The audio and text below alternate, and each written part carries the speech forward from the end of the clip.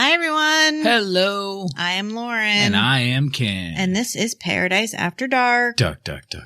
Paradise After Dark is an independent podcast covering true crime, unsolved mysteries, missing people, and some urban legends. Please check out our website, paradiseafterdark.com. On the website, you'll find links to all of our episodes, even the archived episodes, our mailing list, merch store, links to our social medias, and of course, our Patreon. Also, on the website, we have a small little virtual tip jar. So if you want to help out the show, you can just drop a couple coins in the virtual tip jar and we'll give you a shout out on the show. And we have an announcement to make. Announcement time. Just today, we actually signed up. Well, I signed up. I, Lauren, am going to be at the True Crime Podcast Festival August 26th to the 28th at Weston Park Central in Dallas, Texas. To be honest, I said, can I go? She said, no. No, I wish Ken could come with me, but he has other prior obligations. My throat still hurts from CrimeCon talking so much. But I will be there and I will have a booth. So if you will also be there, please come by and say hello. Say hello to Lauren.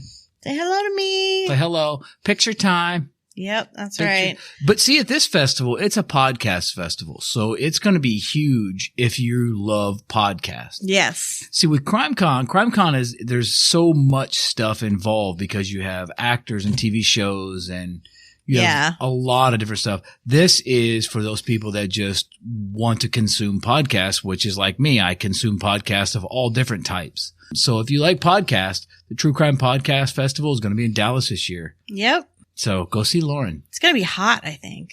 Not inside. Dallas in August is hot, isn't it? Oh, yeah, it is hot, but they have air conditioning.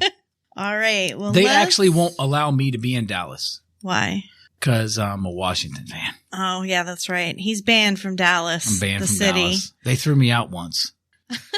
I was inside this little place and a bunch of guys wearing stars on them threw me out. But that doesn't surprise me in your mouth. No, it was football season. What do you want? Anyway, I'm only teasing. So tonight, Lauren, this episode is really, really close to home. So you want to go ahead and get started? Is there anything else you have to announce? No, I think I'm good. If you want to take the lead, be my guest. Okay, this one here is close to home. And by close to home, we mean within 30, 40 miles, maybe? Right. 30 miles by the way the crow flies. And it was big news at the time that this happened. I mean, every newspaper had stories about this case on the front page for several weeks. Yeah, and it was all over the news. I mean, anytime you turned on the news, this was part of it, obviously. I didn't even live here at that time, and I knew all about it. Isn't that something? Yeah. I mean, when cases get that large. Yeah. And just picture, I mean, it's Christmas time in Southwest Florida, and it's usually a happy, exciting time. And, you can do Christmas shopping in the sunshine. You don't need a winter coat. You don't need boots, gloves, no furry scarves or any of that kind of stuff. You can even celebrate the holiday at the beach. Now, Lauren and I have done this many times. Many times we spent Christmas on the beach. We just go to Christmas on the beach. We actually go and do like a little fundraiser thing, and then we do presents, gift exchange, and then we head to the beach because usually it's beautiful. Now, there has been times where it's a little chilly, but most of the time it's warm and the palm trees are decorated with these beautiful, colorful lights. And it's not just at, the beach area. When I say palm trees, I mean entryways to all these different communities, everything. But this particular Christmas in 2005 was shattered by this grisly murder that Lauren and I were talking about that was all over the news. It was the murder of a young couple, Stephen and Michelle Andrews, who lived in this upscale Gateway neighborhood in Fort Myers. So according to Michelle's obituary, Michelle met Steve on their first day of college.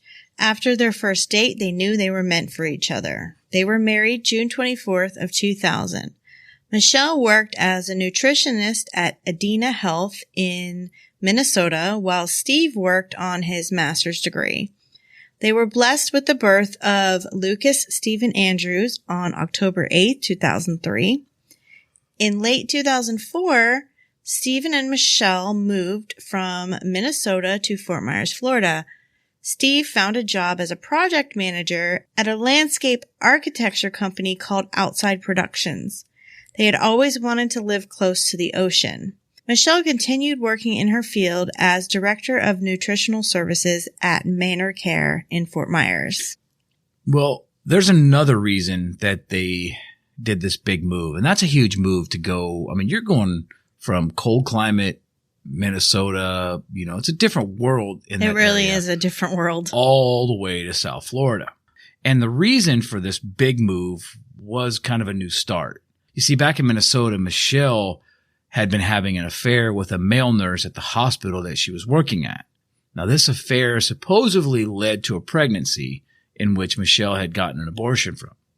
Now, Michelle would later claim that she had the abortion because she had been sexually assaulted. By who? We don't know. No, we don't. Well, Steve was having a tough time getting over this betrayal. So Steve and Michelle thought, moving to Fort Myers, getting out of the community, away from all the people, new friends and everything, this would kind of help, sort of boost their fresh start. Let's just go somewhere else. We're still going to be together. Let's just go somewhere and start all over. And that was, we believe, what prompted the move to Fort Myers, along with other factors. But by the time the holidays rolled around the following year, the couple had a whole different set of problems. 2 days after Christmas of 2005, early in the morning, the Lee County Sheriff's Office received a 911 call. There was no one on the line, but a baby could be heard crying in the background. The baby was crying for its mama. Deputies performed a wellness check at the address, arriving around 7 a.m. When Deputy Tracy Gaddish knocked on the front door, the toddler opened it and just said "Mommy" and walked toward the stairway. 2-year-old Lucas was covered in blood. There was much debate about who called 911 and did the 2-year-old actually call 911. When dispatch got the call, it was basically an open line, but the dispatcher could hear enough to know that there was a child near the phone. The line stayed open until deputies arrived and informed dispatch that they were on the scene. Different children react in different ways, said Barbara Saunders, Executive Director of Early Learning Coalition of Southwest Florida. In a situation, I know a lot of children are taught their address and phone number, but they are usually 3- and 4-year-olds. I was surprised to hear a 2-year-old was able to do that.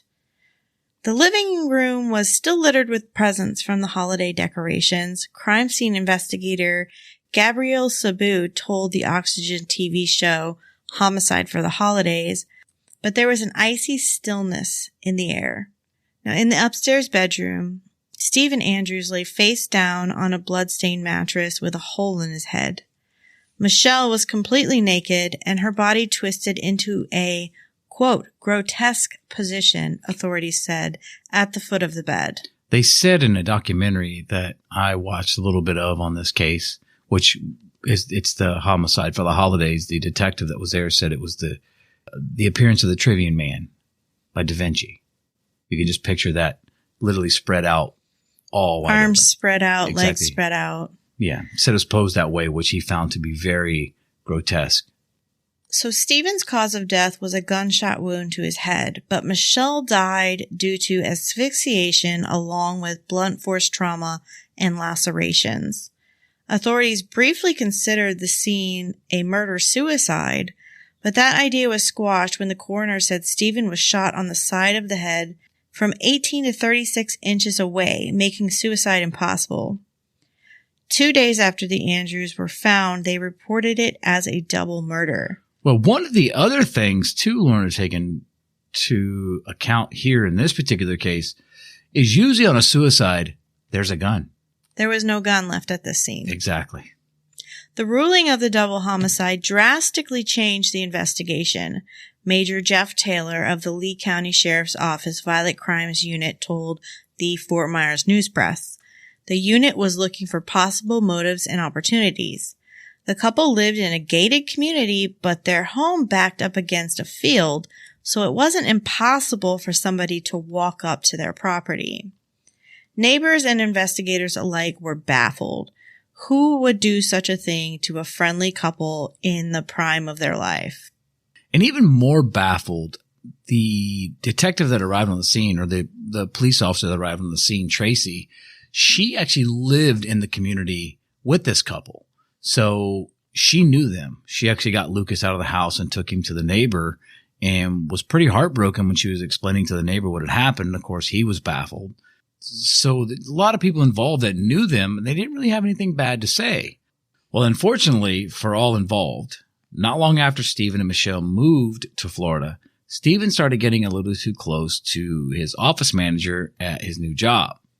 This woman, Kelly Ballou, had been in an on-again, off-again relationship for almost 10 years with a man named Fred Cooper, and they actually had a 5-year-old daughter together. Now, at the time, Kelly and Fred were on again and living together in Bonita Springs.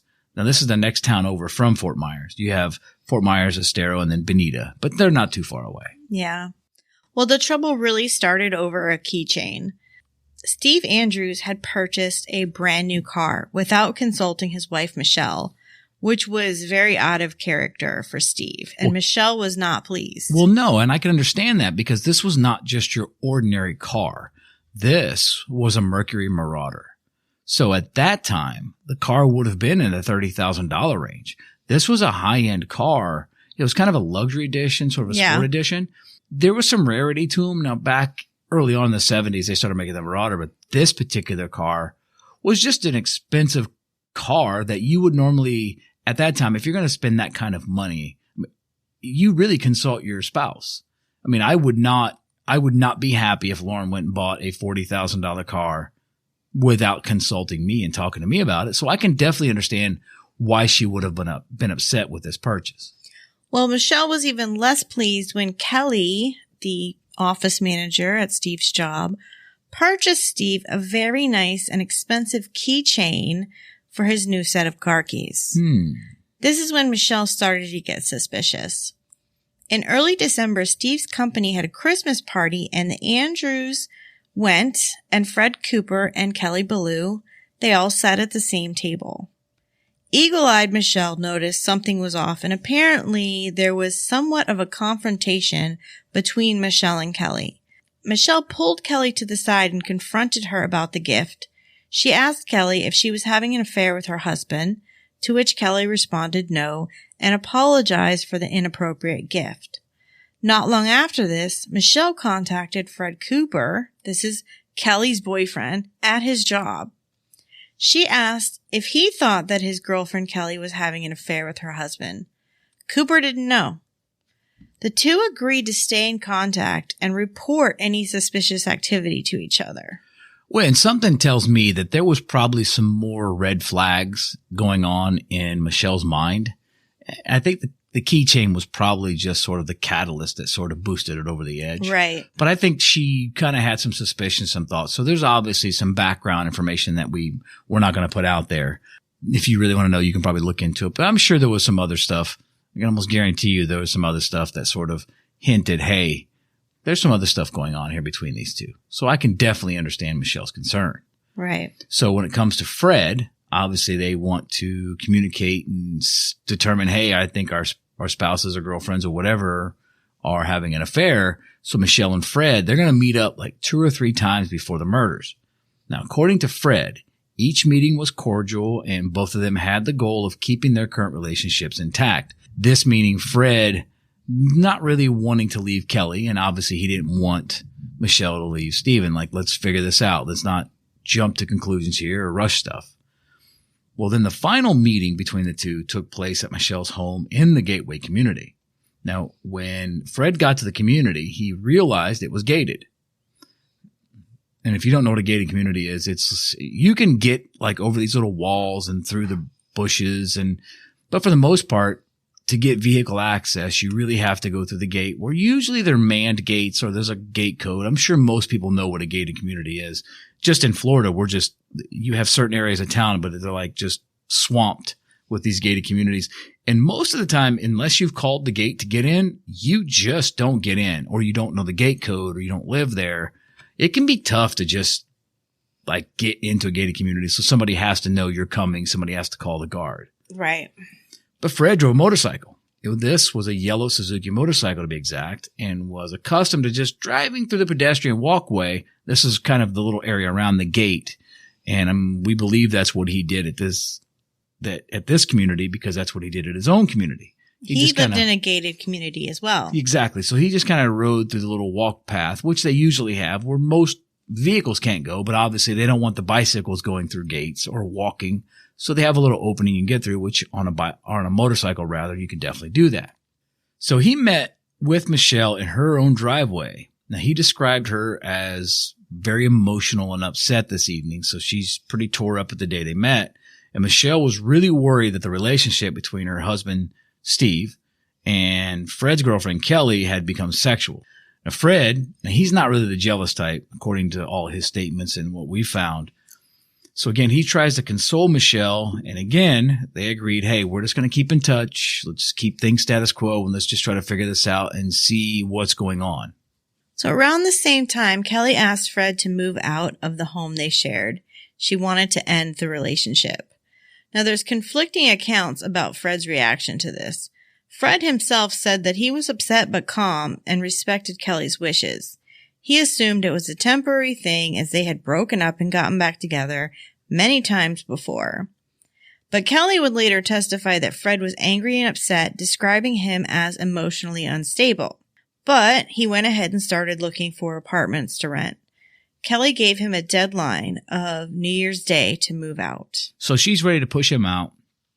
He claims that he was calm, which he was probably used to the on-again, off-again relationship that they've had throughout.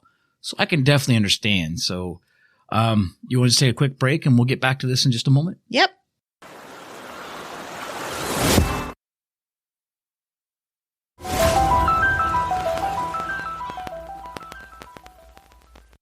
Okay, so we're back from our little break. And Lauren, you want to kind of give us sort of kind of a recap of what's going on? Well, as mentioned earlier, when Stephen and Michelle Andrews were found dead in their Gateway home, investigators immediately thought it was a murder-suicide, but that was quickly ruled out. Yeah, when they didn't find a gun. But it only took a few days for authorities to announce that they believed the victims knew their killer. On December 31st, Lee County Sheriff Mike Scott told the Fort Myers News Press, "The information we know tells us it was an isolated and specific motive, and these people were targeted." Mike Scott kind of knows what he's doing. By Tuesday, January 4th of 2006, authorities announced that they had a person of interest in the case and were awaiting lab results to confirm their suspicion. Investigators had gathered hair, blood, and other forensic evidence and sent it to a lab in Ohio and were awaiting results before they made any moves to arrest anyone. Well, one of the first people grilled by police was Kelly Ballou. And this is for obvious reasons. Kelly was Stephen's mistress. She told authorities that as soon as Fred moved out, she and Stephen planned to be together. And Stephen promised Kelly he was going to leave Michelle and be with Kelly. So he's like, I'm leaving my wife. I'm going to be with her. No worries. So she told police that the affair had not become sexual until December 20th. This is 6 days prior to the murders. Now, investigators retrieved the emails between Stephen and Kelly. They found sort of a lot of sexual context, something to lead investigators to believe that maybe there was more going on prior to the engagement on the 20th. Now, the emails were very personal and talked about how they really wanted to be with each other. And they also talked about having a life together and being with only each other. And the night of December 26, 2005, Kelly said she heard from Stephen Andrews at about 8:30 p.m. and he had asked her to meet him at the office. So Kelly agrees and tells Fred she was going to a friend's house. The couple, this is Stephen and Kelly, had sex at their office that night, but their rendezvous was cut short when Michelle called Steve's cell asking where he was. So she's in panic mode, like, you're not home, where are you? And remember, she's already suspicious of some sort of affair at this point. Right. Stephen Andrews called Ballou again on his way home, saying he missed her and he apologized for leaving so abruptly. So he's feeling a little, upset because he's not holding up his end of the bargain at this point. Kelly did tell investigators how on December 27th of 2005, that's the day the Andrews bodies were found, she had stopped by her rented townhouse in Village Walk at about 3:30 p.m. and was actually surprised to see Fred Cooper was at home. Now, usually he did not get home from work from the Fort Myers motorcycle repair shop until much later than that.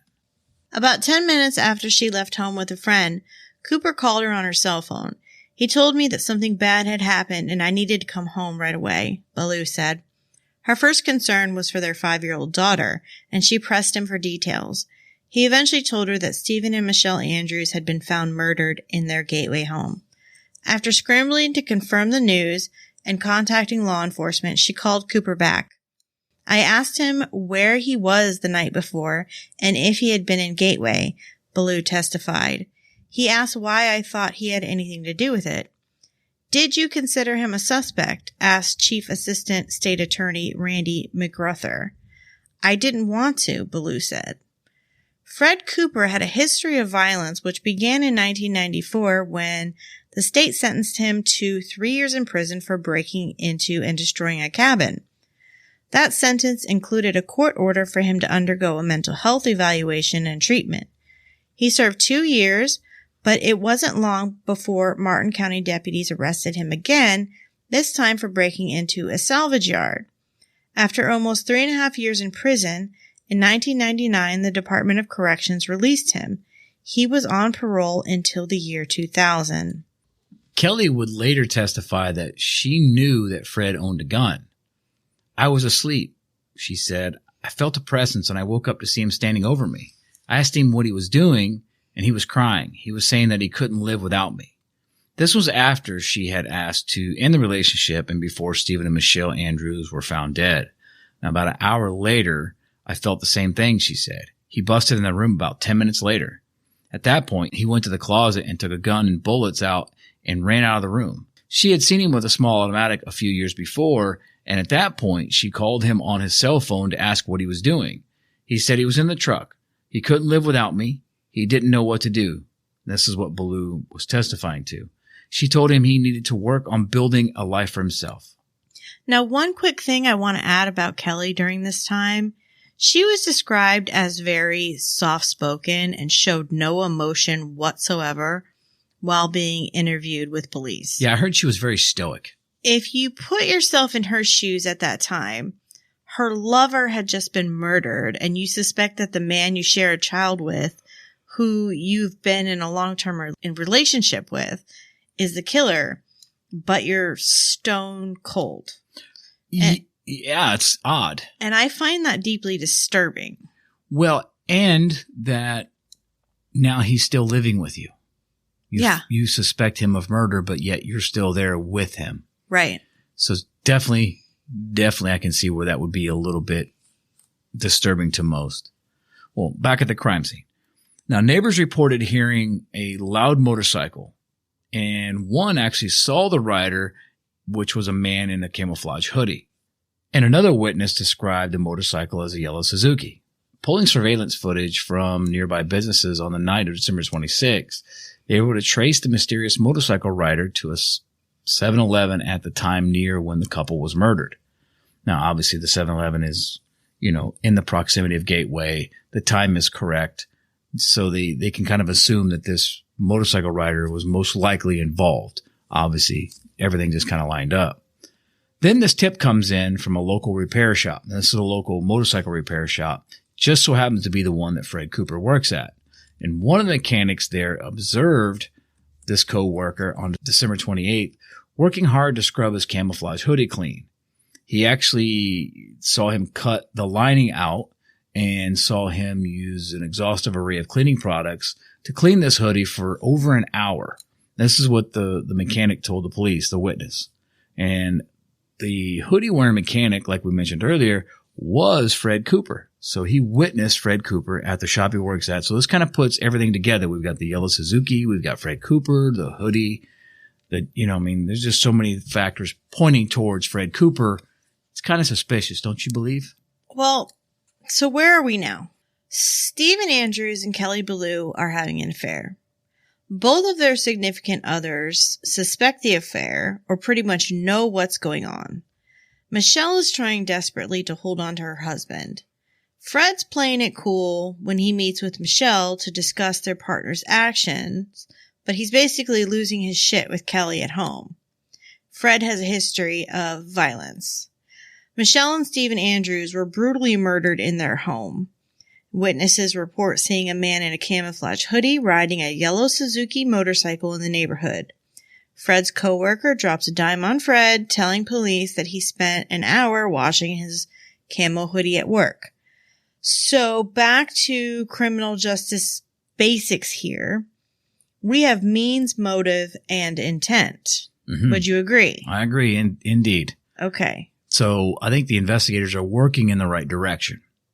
So on January 7th, Fred Cooper, he's going to pack all his things in a U-Haul and move himself to Castleberry, Florida. This is a little area near Orlando. Now, he had moved in with Davis Ballou. That's Kelly's brother. But his move didn't stop him from being arrested and charged with the murders of Michelle and Stephen Andrews on January 12th of 2006. And on that note, let's take a quick break and we'll be right back.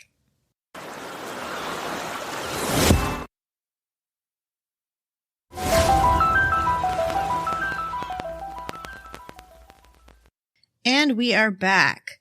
So Fred DeWitt Cooper Jr. was ordered held without bond at the Lee County Jail on 2 counts of premeditated murder. At his trial, Fred took the stand in his defense. What he testified to was pretty interesting, actually. He claimed that on the night of the murders, Michelle had called him and asked him to meet her at her home.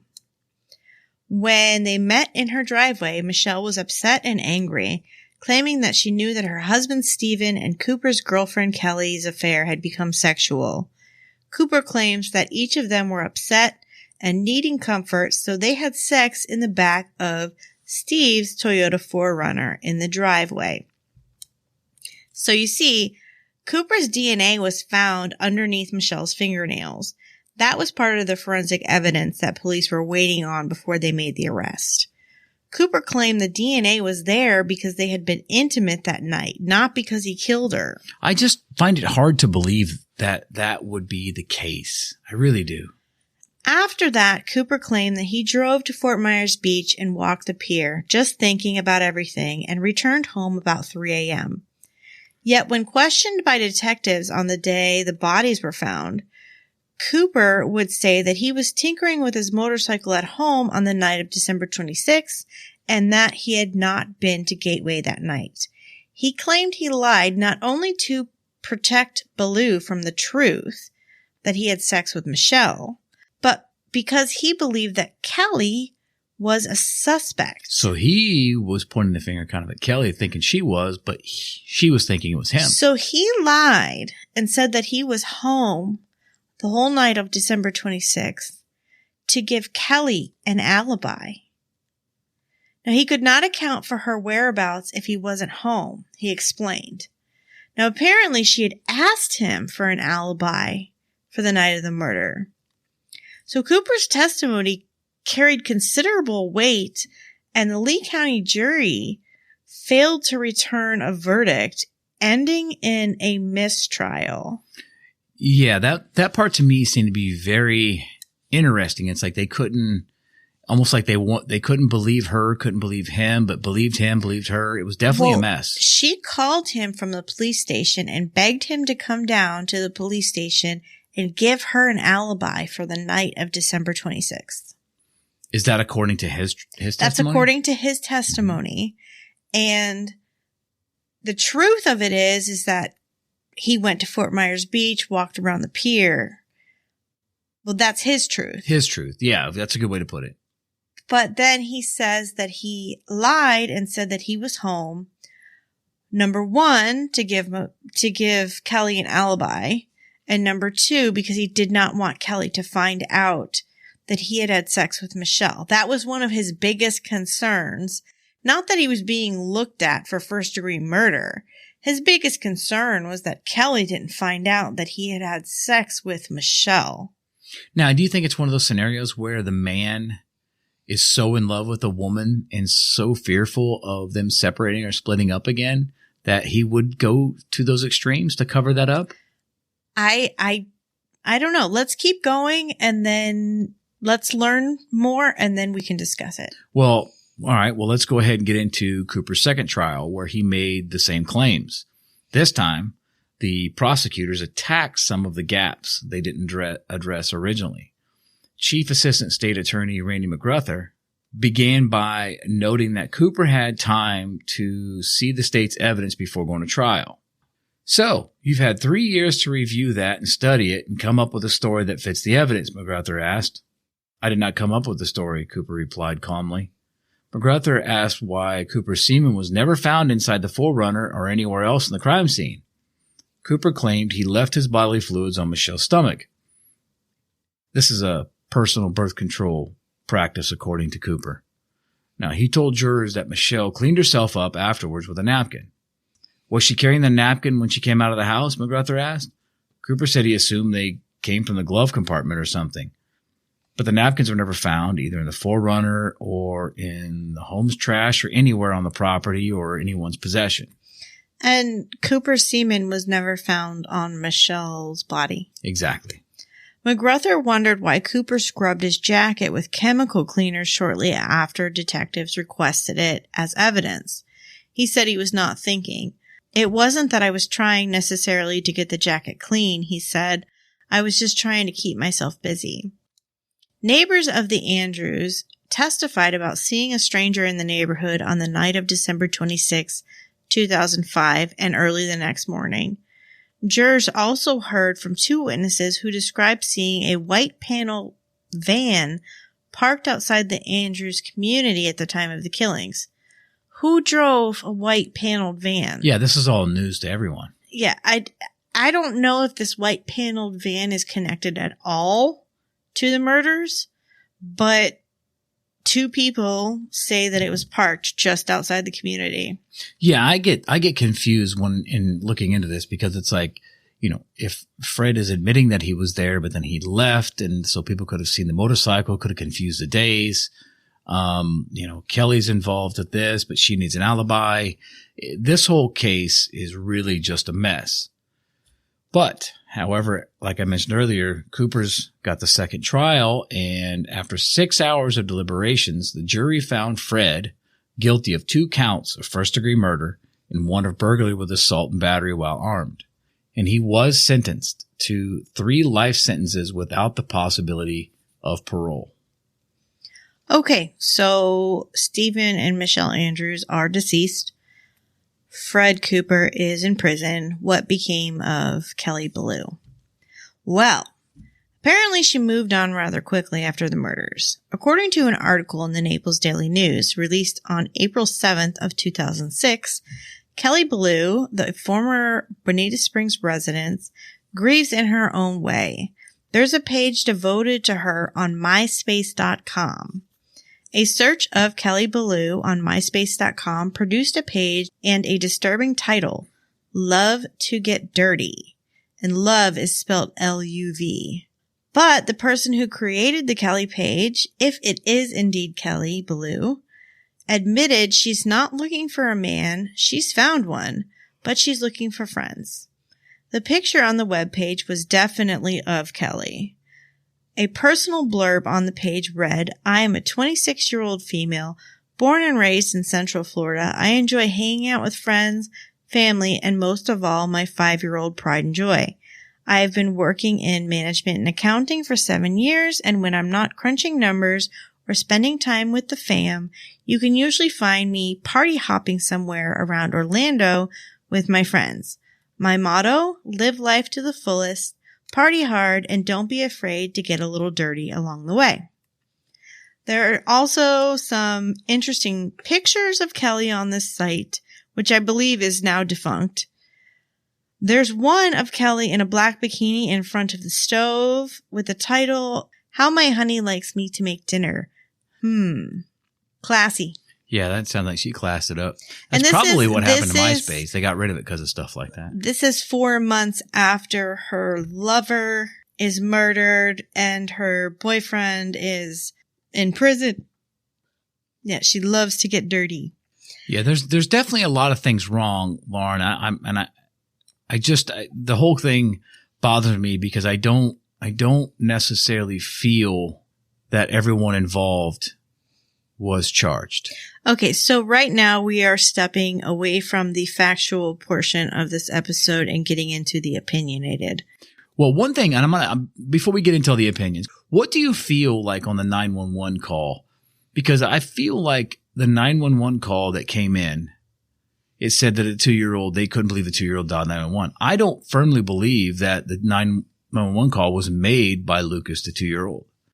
I feel like maybe the killer, whoever it was that evening, maybe Lucas came out and showed up and they freaked out. So they just kind of picked up the phone and called 911 and set the phone down.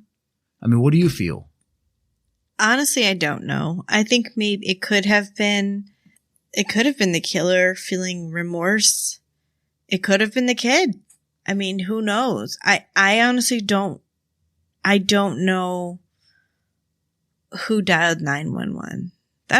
We could do like a whole hour-long deep dive into that. But I'm just going to say I don't know. Maybe we'll discuss that on Off Topic Uncut on Patreon. Okay.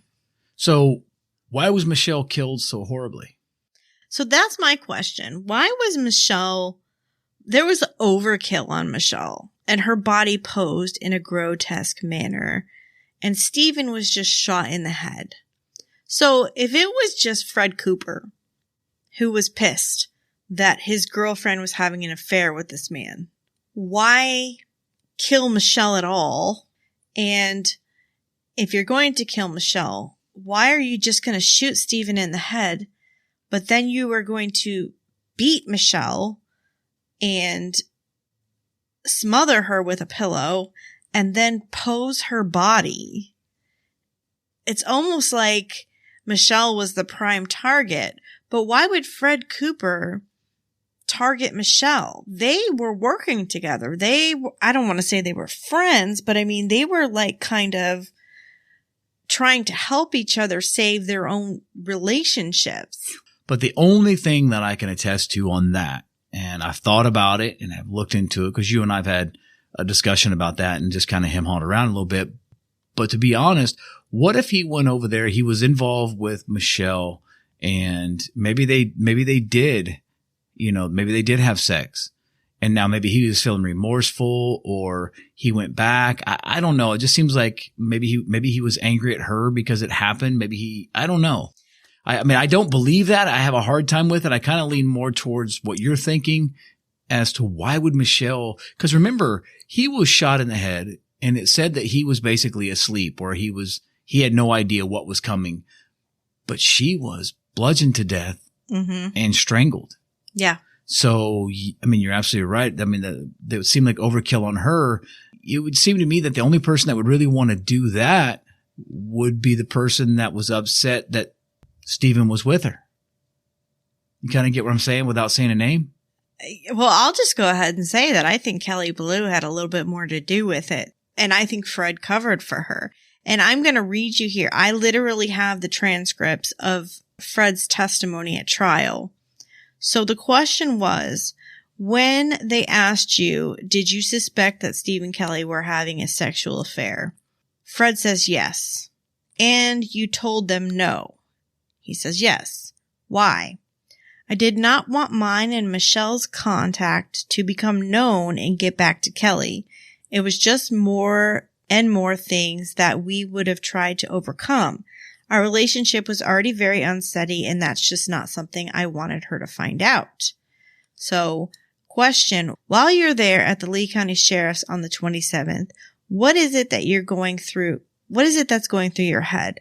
What is the worst thing that can happen right then and there? And he answers, to me, the worst thing that can happen is Kelly finding out that I had contact with Michelle. I actually had sexual contact with her. Question, did you fear that you would be looked at as a suspect for this double murder? Answer, I knew I had not done nothing to Michelle and nothing to Stephen, so I didn't think I would be a suspect. So that to me, his biggest concern at that point was Kelly finding out that he had had sex with Michelle. That's the only thing that might lead me to believe that maybe he would have performed overkill because maybe he was angry at her or them or felt remorse. Or Kelly was angry at Michelle for being her rival. And Fred loved Kelly so damn much that he took the fall for it. It's possible because, Kelly did have this cold, nonchalant attitude about everything. Yes. She was just... That did not help her in any way. Exactly. And I feel like, Fred seemed like the kind of guy, because he had a kid. He talked about his kid and some of the stuff. And he was happy in the position. He didn't like the fact that they constantly split up back and forth, back and forth, back and forth. I think he wanted to stay consistent with Kelly. But I just feel like if Fred were there, I mean, I lean more towards Fred because I feel like Fred, maybe being a father, would more likely have picked up the phone and set the phone down after calling 911 to get the police to show up there, because he saw the child and maybe freaked out and just got out. And obviously I'm sure Lucas, being 2 years old, probably has no idea of what transpired that night. And again, maybe he does. Who knows? I don't know. I'd like to know what our listeners think. Shoot us a message, hit us up on social media. Yeah, exactly. And I'm very curious about that 911 call. And I did read something somewhere that said Kelly lives in Orlando somewhere. Yes. I guess we probably shouldn't put that out there, but what difference does it make? She's pretty nonchalant about her attitude. I'll be nonchalant about mine. I'm just very curious, about the 911 call and what people think about that. You can listen to it. I think, do we have it, or is it on YouTube? I think you can find it on YouTube, but you don't hear anything except for just a baby crying in the background. Yeah, you hear some background noise, but you almost hear like the phone being set down, it seems like, or the phone's being set down, and then you hear mommy, and then the small child in the background. So, but yeah, definitely hit us up and let us know what you think. These are two young people who were trying to make their lives better, and somehow the move to start a new life, it just basically turned out to be the same life they had before, just in a different direction, sadly. And this time tend to be deadly. All right. Yeah, so I guess that's going to be it for tonight. So again, if you would really like to support the show, please subscribe to our Patreon at patreon.com/PaulMahawk Media. Please subscribe to us on whatever platform you're listening to and rate and review. This really gives us a chance to reach a wider audience. Yes, and also be sure to go check out our website for all the links to our social media and merch store and everything else. And Lauren, don't forget to remind them of the news of Dallas. Yes, if you're going to be at the True Crime Podcast Festival in Dallas at the end of this month, come say hello. Come say hello to Lauren and everyone. Thank you very much for listening to Paradise After Dark. Dark, dark, dark, dark, dark.